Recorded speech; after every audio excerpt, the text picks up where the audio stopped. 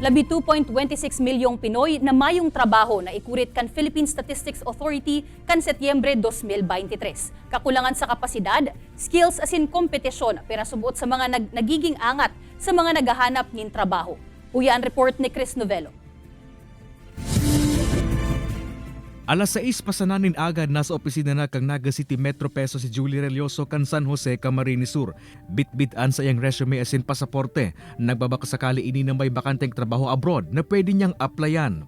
Haros tulong taon man subot siyang mayong trabaho asin mas piliun subot niya magtrabaho abroad kaysa sa Pilipinas.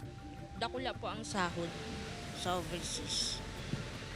Tsaka dikit lang po ang requirement na hinahagad.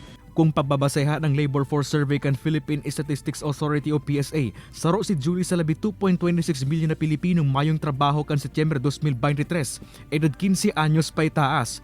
Masalang kauman nini kung ikukumpara sa 2.21 milyong Pilipino na mayong trabaho sa kaparehong survey kan nakaaging bulan na Agosto.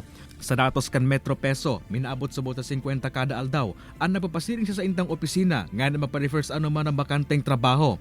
Ang kakulangan sa skills, kapasidad asin kompetisyon, ang pira subot sa angat kan pirang aplikante. Bagyan, may kompetisyon. Ito ang number one na atubangon ninda upon application o sa paghanap trabaho. Dahil bako lang siya ang naghahanap trabaho, nag-a-apply.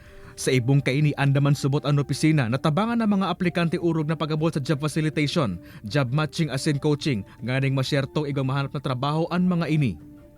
Kay baran si Carlo Abunita, Chris Novello, Balitang Bicolandia.